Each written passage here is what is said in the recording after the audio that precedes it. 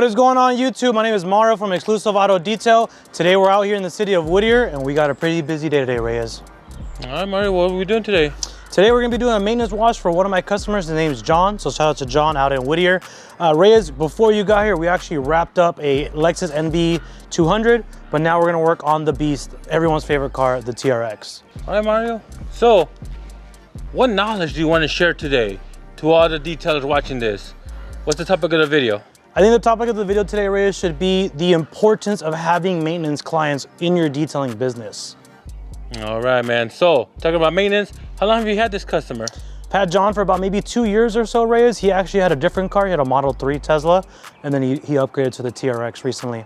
How'd you get him? You remember? Yeah, of course. So he's a lineman, so thankfully one of my other customers, shout out to Lomeli, or maybe not because it's a running joke.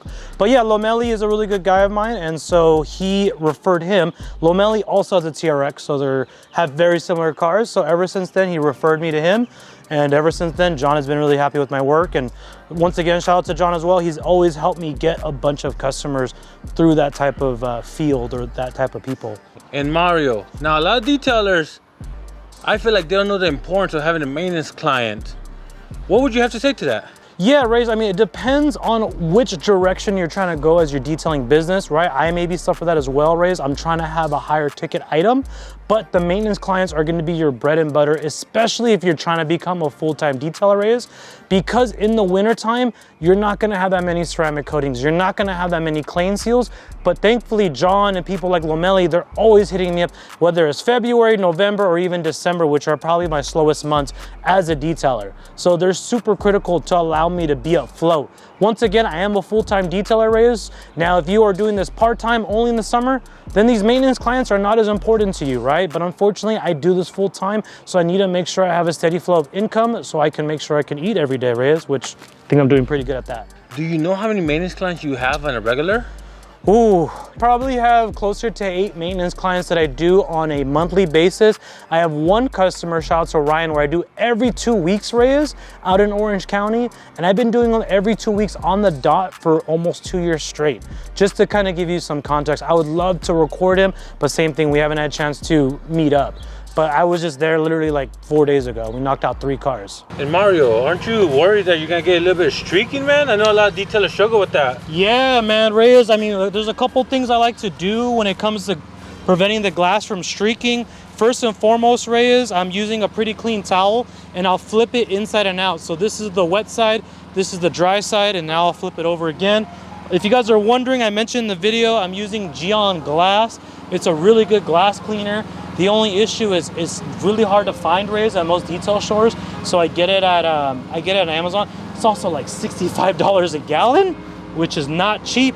But if you guys are wondering how could you possibly prevent streaking on your glass, quite frankly, the glass, once it gets really hot, Reyes, it doesn't matter what tools I'm using, you're probably gonna fall into those issues. I normally have a canopy, but this is kind of a tight area. Also, we're almost done with the truck, so I didn't figure it'd need the canopy. Another benefit of a maintenance customer is once you build that trust with the customer, it's pretty easy. He's not here, right? He's not here. Most maintenance customers, they pay me with the money in the glove box already. Also, another benefit of a maintenance wash, I already know this location, right? I already know where the customer's at. I already know the space. When you go to a new customer, sometimes they don't tell you they live in an apartment complex. Sometimes they don't tell you they live in a townhouse. They don't tell you they live in an HOA. So with the new customer, sometimes you'll face those issues. Or this guy knows when the gardener comes, oh, Mario, I can't have you come on a Wednesday because the gardeners come. That's another issue I've been having horrible luck with, Reyes, for the last 2 weeks. I'll literally pull up to a customer site, brand new customer, they forget, oh, the gardeners are here. And those gardeners don't give a F, man. They just look at me and they just blow out and they just do what they do, and the car gets dirty, I have to do it all over again. All right, Mario, I have something super controversial for you, man. That's my middle name, controversial, Reyes. Sheesh. But our first video, we got people already messaging us. Go for it, Reyes. What's your question, big dog? So, you've had maintenance clients for a while. Yes, sir.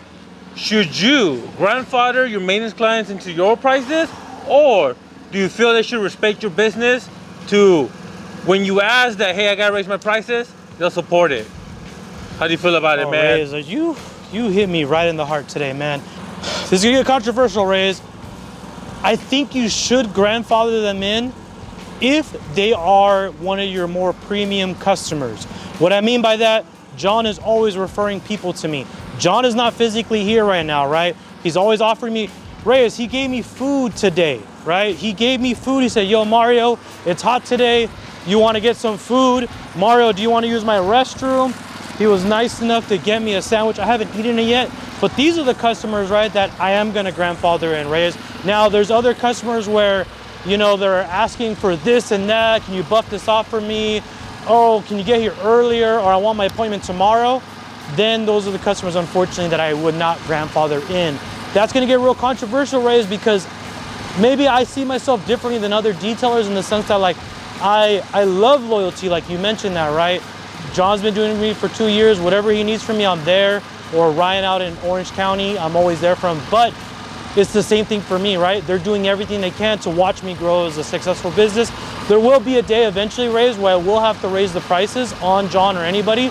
But the way I'm gonna lay it out to them is just so crystal clear. Hey man, everything's going up in price. You've been locked in at this price for maybe a year and a half. With inflation, it only makes sense for me to raise the price. And at that point, it's gonna be awkward, but if they're not down to ride, then say, you know what, thank you so much. I appreciate, you know, the beautiful relationship that we had, but we just gotta move on. So you hit the nail on the head, Reyes. But let me know in the comments below, guys. Let me know, when should you raise your price on your OG customers? Tap it down below. All right, Mario, what's next?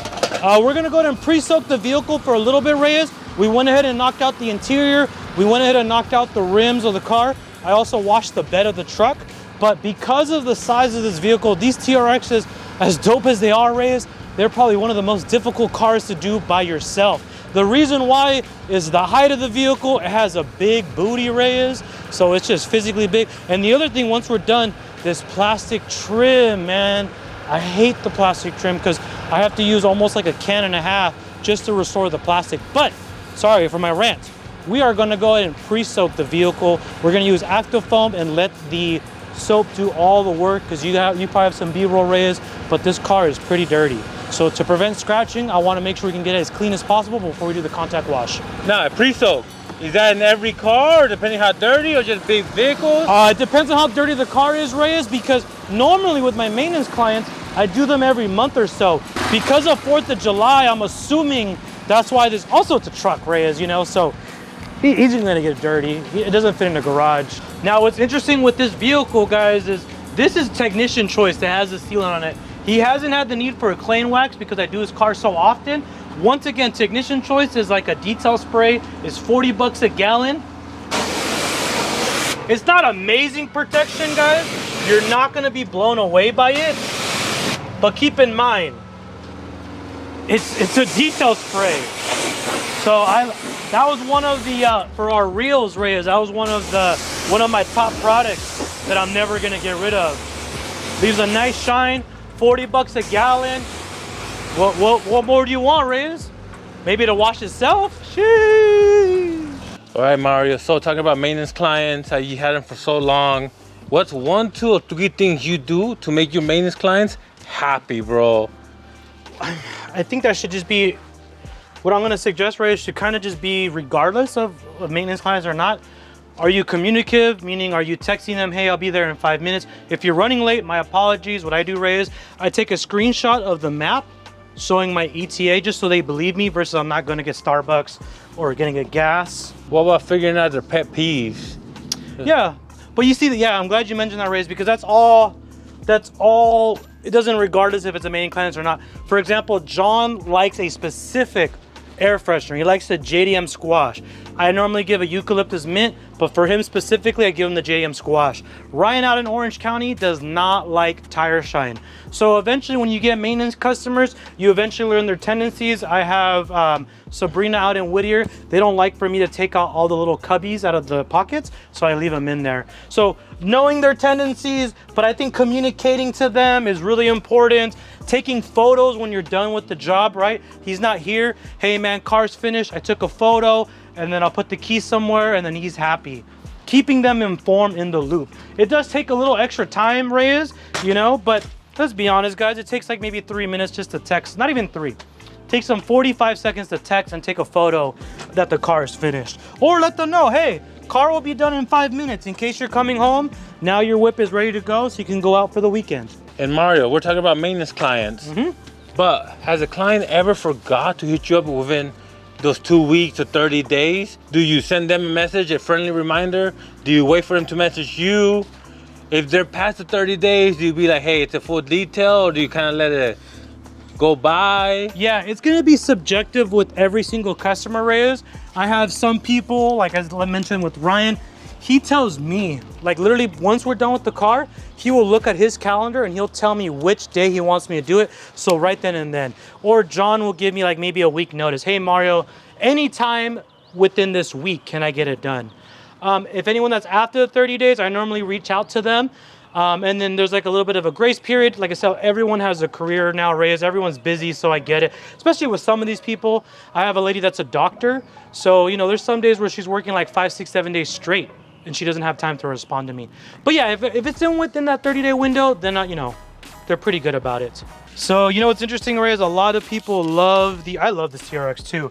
A lot of them is like their dream car to detail. But what's interesting about this TRX, Ray, is this car is really delicate in the sense of the materials. There is suede everywhere, even on the door panel right behind you. There is leather and there's like a plastic. So I use Polestar, thankfully, to go ahead and take care of that. But if you guys have not washed the TRX, that's something you got to consider, because this is a very premium car, Reyes, and the last thing you want to do is use a chemical or maybe over dilute a product, and now you're messing up the leather and or suede. I'm using a brush by Geist. You could pick this up at Vital Detail out in Alhambra. So shout out to Victor. Victor, when are you going to sponsor me, bro? I'm just kidding. He doesn't sponsor anybody. But you could pick this up anywhere online. I just use a bristle brush. Now, when it comes to Alcantara, Reyes, it's the oil from his skin, and it's pretty difficult to clean.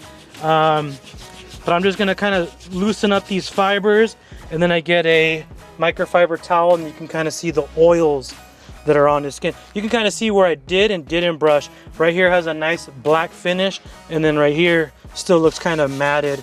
So let me get some more product. Yeah, you can kind of see right here, it's where I did brush. And then right here I haven't brushed. So you can see how it looks kind of like pasty still. And it's unfortunately because of his oils in his skin or his hands. But Alcantara is very finicky to work with. I'm not a big fan of it, to be honest. But they do it because it's fancy. But let me know in the comments below, guys, what is the most difficult car that you've ever worked on? If it's a TRX, put in the comments. Ironically, I did a BMW i8, Reyes. I'm never doing that car ever again. I don't care how much you pay me. Actually, I do. Because if you pay me enough, I'll do it. All right, Mario, so what's next? What's next is we're going to wrap it up with technician choice. After, we'll do tire shine, trim restore, and then we'll do window cleaner. After, text the customer if the truck is ready so he can enjoy his weekend. There you go. Hey, talking about maintenance clients, communication. Have you noticed there's some clients that like to talk, and there's some clients that don't like to talk? And Man, then you're asking the wrong person, Reyes, because I love to talk. Yeah, there's definitely customers that love to talk, and honestly, it's part of the perks of my job, man. There's some people where, you know, I follow their Instagram and we could talk like, hey man, what'd you do this weekend? And sometimes they'll invite me over to a football game or something. Unfortunately, I don't go because I don't want to hang out with them, but because I'm working. But yes, to answer your question, Reyes, there are also people that are very quiet. So I do my very best in my head to know that this person doesn't like to talk. I try my best to grab the key and leave. I still feel bad though. I want to be like, how are you? But I just go, hi, Susie, grab the key and get out of there because they don't like to talk. now, in your experience, in your personality, Yes, sir. where do you draw the line? Where you're like, we're not talking about this, I don't want to talk about this, this isn't related to anything, it's wasting time. There is no line. Nah, you talk about anything? I mean, I don't know, Reyes. I've never had to cross that line has never been crossed. So Also, Oh, I feel like you're gonna cross the line more than my customers, but go for it, Reyes. Sheesh. Well, they've never talked about like politics, gender, or they're doing crimes, or like, hey bro, I'm gonna go get high real quick, I'll be back. The high part, no. I mean, they talk about politics, but I just do my best to stay out of it. Thankfully, it's not like heavy politics. It's more like, maybe more the economy, if that makes sense, right? Because a lot of my customers have a business, so they'll just say like maybe the stock market's down, or they want, you know, for this, I don't know, I don't want to say program, but maybe this bill to get passed through. But I try my best not to talk about politics. But to me, that's not crossing a line, Reyes. At least to me, what crosses the line is how I respond to it, and that's can either de-escalate or escalate the conversation. But no, that's a good point. I haven't really had the conversation with those clients. I guess another thing to keep in mind too, Ray, is now that I've been doing this for a long time, I don't see most of my customers, unfortunately. So I don't have that opportunity to talk to them as much. You know, most of them are either working from home or they're not even home. Mario, what are you doing right now? All right, Reyes, what I'm doing right now is I'm applying plastic trim restore on a rim. And I'll say that again, yes, on a rim. This is a semi-matte finish wheel. I talked about this in another video, Reyes. I have a Tacoma with the TRD Pro wheels. They have that chalkiness. If you guys want a little life hack, it's kind of pricey. I use the trim restore. Now, I mentioned in many of our videos, this is just the most common one. And you spray it. And also, if you notice, Reyes, now our plastic trim is nice and restored, is because I sprayed it on there. The thing that sucks about these TRXs, I use about a can and a half on a TRX. This is about $12, Reyes. So I'm almost spending like $16 restoring a guy's plastics. So in the future, I might have to just upcharge. But till then, Reyes, I'm doing my best not to upcharge. But like if you take a look right here, it's all nice and chalky. We'll bring some life back. So unfortunately, a lot of cars are being built with a lot of plastic now. Alrighty guys, we're about to wrap up today's video. Today we talked about the importance of having maintenance clients in your detailing business. But if you guys could do me a favor, please type down below on your laptop or on your computer what you guys would like for me to make in the next YouTube video, because I'm always listening to your guys' comments. Thank you guys, stay cool, peace out.